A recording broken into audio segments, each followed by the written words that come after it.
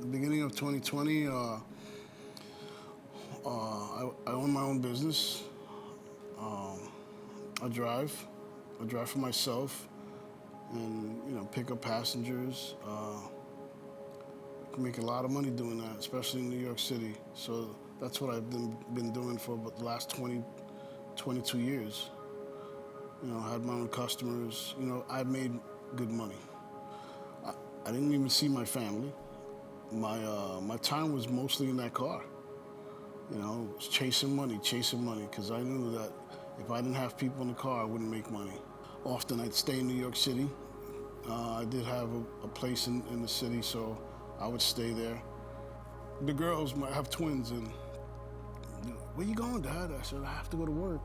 You like to eat, right? You like to have a roof over your head. That's what I used to tell them, because that's all they knew me as at work. Zip, zip, zip, zip. That's all I did. Come home, sleep, eat, go. My relationship with Jesus was real basic relationship. It was, thank you, Lord, for waking me up. Put some Christian music on, and maybe every once in a while listen to the bridge. No, and I wasn't paying tithes. I wasn't trusting in Him. When the pandemic hit, everything stopped.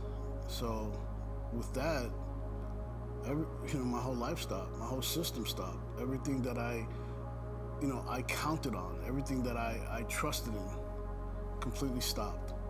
I thank God that I was linked into True Life, because God used True Life for me. The Lord truly used, the life groups and my wife, an instrument in my life, to direct me back to Him. I just started picking up the Word. I picked up the Word, and me and my wife sit at the table and we start reading the Word, and before you knew it, I seen and felt His presence in my life. It wasn't a magic thing. It was just something that you could feel it, you could see it, you could sense it. And I sensed it in my presence in my home. I started, putting verses on the refrigerator, on the door going in and out of the house. I'm praying over my kids. I didn't even know my kids, before this pandemic, really. I mean, I knew them, but I didn't, their personalities, just spending time with them. Through the pandemic, we even started doing game night. And we were playing, not video games, but board games, and hanging out with each other, and having dinner together, and then just being a real family.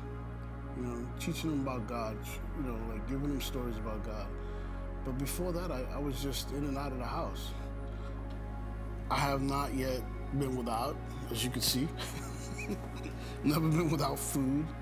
Never been out without the electric. Yeah, I mean, the system helped a little bit because unemployment, they accepted me, and that helped me a great deal. I was able to pay my bills. First things first, tithe, pay my bills, and save a little bit of money. And then, of course, they stopped giving us all that money. They dropped us like a bad habit. That was tough. But we still, because we put some money away, we were able to pay our bills, and it wasn't such a struggle because God, man. I would have spent that money because that's what I did. I make the money, spend it. That's why I was chasing it so much. But moving forward, I mean, God taught me in my heart, save it. What are you spending it on? Additional to Him providing for me financially, He actually provided rest for me in Him. This is not my home, and I realize that now, and I could see it. And actually, the older I get, I can see it even more. This is not where I belong. This is not I'm just here for a minute. Life is like this, man. I'm not just somebody that goes out there and just makes money. That's not what He wants. More for me. He wants me to be a person that shares His good news. I mean, I'm not supposed to be selfish with what He's done for me in my life. I'm supposed to give it away. I'm supposed to tell people about how good and gracious and how loving He is.